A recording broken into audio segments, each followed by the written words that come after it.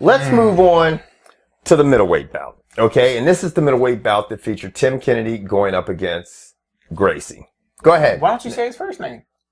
Roger Gracie. No. Roger Gracie? There we go. Okay. Now, we're in America. Roger spelled R-O-G-E-R. Now, George and I called So therefore, I will not call you Hodger because we're in America. Why not Hodger? Because his name's Roger. I'm fucking with you. I get it. Your name's Roger Gracie. You know what? You're a great BJJ practitioner. After tonight, go back to BJJ. And people who thought George was disrespecting him, you guys, it cracks me the fuck up because you're not listening, and it's so fucking annoying. George never said nothing about the guy's BJJ. We know he's an incredible BJJ practitioner. I said his stand-up stinks. And being great at BJJ and an MMA fighter are two different things. And I'm going to give you a perfect example. Usain Bolt is the fastest man in the world. He can run his ass off. No one can beat him in the 100 meter. No one can beat him in the 200 meter. Do you think he go out and win the Olympic decathlon tomorrow? No. No, because you got to do 10 different events. You got to have 10 different skill sets, and it's a lot more than just sprinting when you do the decathlon. And that's what we were trying to say, and you guys were translating to it being disrespectful. And you're right. You know what? The way I put it, you're right. It was very disrespectful for you sensitive bitches who watch this show who are Roger Gracie fans. I'm sorry you're sensitive. Roger. I'm sorry your fighter sucks at stand-up. And you know what? After tonight, in 15 minutes, anyone want to take a stab at how many strikes he landed/threw? He landed 16 strikes, and Tim Kennedy, who looked like a sawed-off midget fighting him, landed probably about 190-some strikes. Now, this is the crazy thing.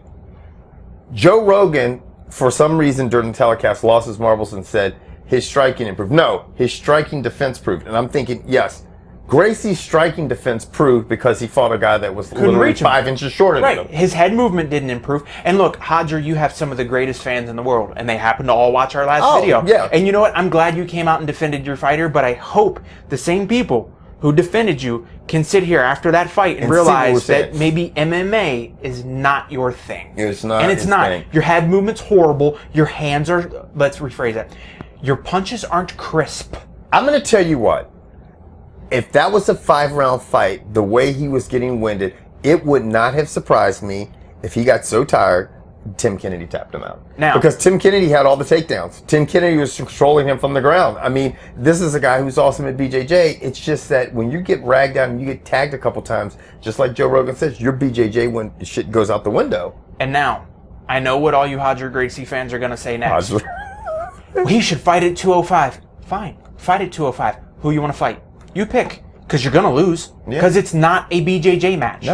No, and you only go in the 205. You're going to see a lot of lengthier, better strikers. You're going to see somebody who's going to get to that non-moving head of yours. Just accept the fact that the guy is incredible at BJJ. And we'll give him mad daps to that. But when it comes to over into the MMA world, striking of any sort, he can't kick, he can't punch. Yeah, he's just not horrible. I mean, he's better than the average guy, but he's not to the caliber of the middleweights in the UFC or light heavyweights, not even mid-tier, or even the fucking bantam super feather fucking flyweight. So no disrespect, but your stand-up's rotten. Yeah, because the guy's a great BJJ. Fuck you. Now we're gonna go on.